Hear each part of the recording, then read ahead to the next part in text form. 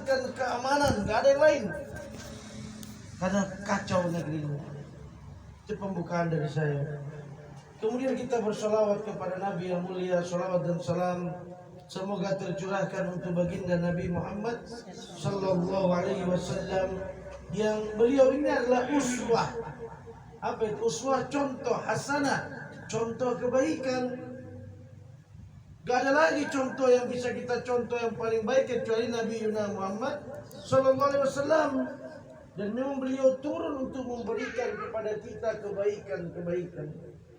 Maka orang yang paling pelit, orang yang paling rugi ketika disebut nama Nabi dia tidak bersolawat, kata Nabi. Maka Nabi Muhammad Sallallahu Alaihi Wasallam, kita harus perbanyak solawat kepada beliau. Terlalu besar jasanya pada kita. Kalau bukan karena Nabi Muhammad SAW yang diutus oleh Allah Subhanahu Wa Taala untuk membawa minaz zulumati ila nur, dari az-zulumat kegelapan maksiat syirik kepada cahaya tauhid, kepada taat.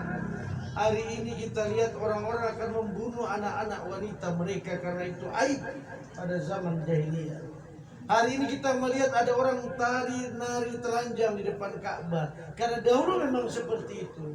Hari ini kita akan melihat orang minum khamr di jalan-jalan, perzinahan aurat akan terbuka di jalan-jalan. Karena Nabi Muhammad Sallallahu Alaihi Wasallam, beliau datang diutus oleh Allah membawa kita dari kegelapan jahiliyah menuju terang benderang, yaitu tauhid dan sunnah. Maka kalau ada orang masih melakukan perbuatan-perbuatan jahiliyah, ini orang yang paling rugi. Nabi datang sudah membatalkan itu tahta qadamain. Kata Nabi batalkan urusan-urusan kullu syai'in min amrin jahiliyah. Iya. Kata Nabi SAW, tiap segala sesuatu min amrin jahiliyah, dari perkara-perkara jahiliyah, dari membunuh anak gadis, dari terbukanya aurat, dari tari-tari telanjang, dari khamar, dari mabuk-mabukan, dari orang durhaka kepada orang tua. Ya. Nabi batalkan kullu syai'in min amrin jahiliyah, segala perkara-perkara jahiliyah tahta qadamain mawdu'un, di bawah telapak kakiku telah aku batalkan. Maka kita bisa lihat bagaimana dakwah sekarang berkembang, bagaimana dakwah tauhid itu berkembang di negeri ini, bagaimana sunnah itu berkembang di negeri ini. Orang yang gak pernah tahu tentang sunnahnya malam Jumat baca Al-Kahfi, sekarang banyak di statusnya baca Al-Kahfi dulu dong, pan bahala nyauna Yasin wae-nya. Yasin wae seumur-umurnya. Padahal dalilnya suruh baca Al-Kahfi. Ayeuna lihat, karena adanya medsos, orang pasang udah baca Al-Kahfi belum? Malam Jumat dan hari Jumat, barang siapa baca Al-Kahfi, ya Allah beri cahaya dia dari Jumat ke Jumat, diampuni dosanya, subhanallah, banyak keutamaannya. Sunnah berkembang. Bu, Pak, tahun 90-an, saya masih umur, saya lahir 80, saya masih 10 tahunan. Kalau ada orang pakai kopea, nih Bu, di kampung saya nih ya, saya tinggal di Nusa Tenggara Timur NTT, di Kupang, di kampung Muslim. Karena itu kampung saya kampung Bugis. Orang Bugis di situ, orang Bugis tuh Sulawesi Selatan Muslim semua. Memang di Kupang tuh mayoritas kita cuman 10% umat Islam, 90% Nasrani. Tapi yang kampung saya tinggal, di sana ada kampung Muslim Bugis, ada kampung Arab. Air Mata namanya. Kalau orang pernah ke Kupang akan tahu, di Pulau Kupang, di Kupang di kotanya. Saya di kampung Muslim Bugis, karena pedagang kayak di sini Cikampek ya, semuanya pedagang. Tahun 90-an kalau ada orang pakai kopea sama orang pakai kerudung, kita kira ada Maulid Nabi sama ada Maulid Nabi kah atau ada hari Jumat kah? Saking gak ada orang pakai kerudung umat Islam. Gak ada yang pakai kopea. Kita kira ada acara Isra Mi'raj atau apa. Karena orang pakai kayak gitu kalau ada acara saja. Orang pakai kopea kalau hari Jumat saja. Orang ke masjid kalau hari Jumat saja. Lihat sekarang, subhanallah, ibu-ibu semua pakai kerudung ya. Iya Bu, tapi nggak kesini aja kan, depan rumah juga kan. Ini ada banyak salah kaprah ibu-ibu. Dia keluar pengajian pakai kerudung, dia jemur baju di depan enggak. Emang itu tetangga boleh lihat rambutnya? Oh, yang nggak boleh lihat yang di pasar saja. Mana dalilnya Bu ya? Ayo nama lain. Tapi alhamdulillah segini juga alhamdulillah keluar sudah pakai kerudung. Saya ingat guru saya Dr. Syekhuna Abdul Hakim bin Amir Abdad, kita ngaji kitab Fathul Bari, Syarah Sahih Bukhari di Kurukut sampai hari ini.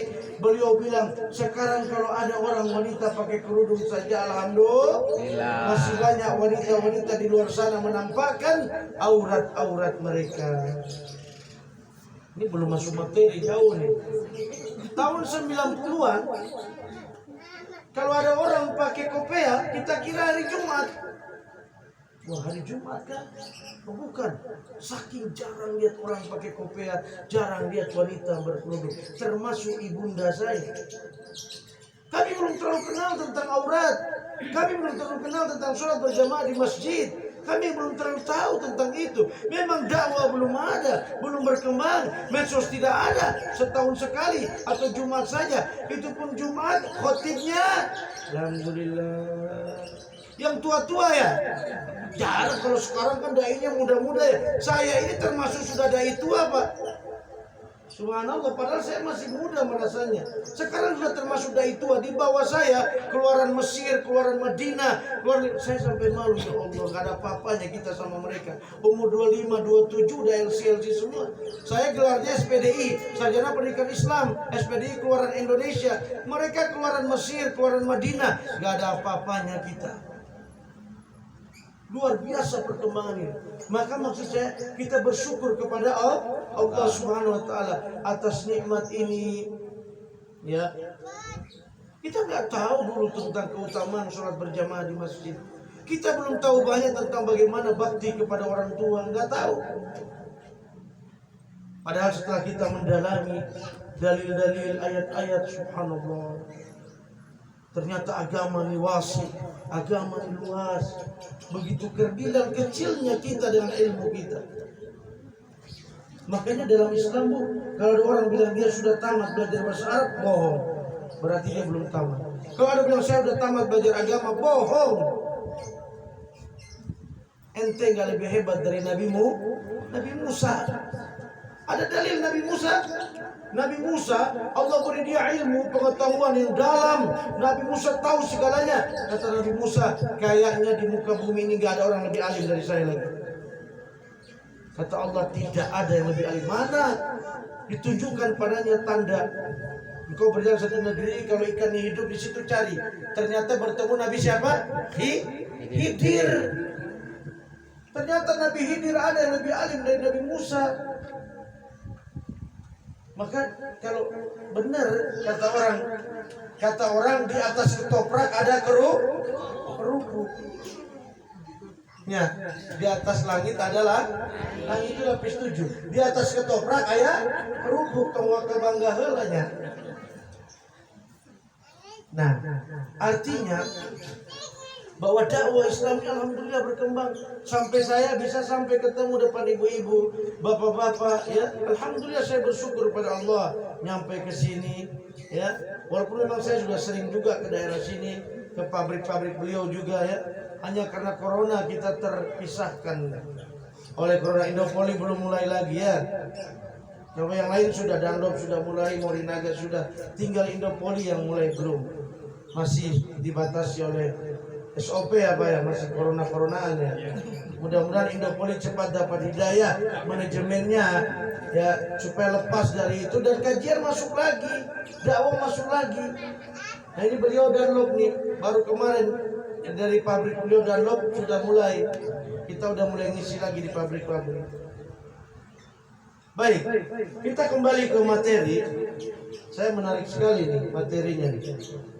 Pak Jajan nggak ngasih tahu kalau materi ini, tapi subhanallah.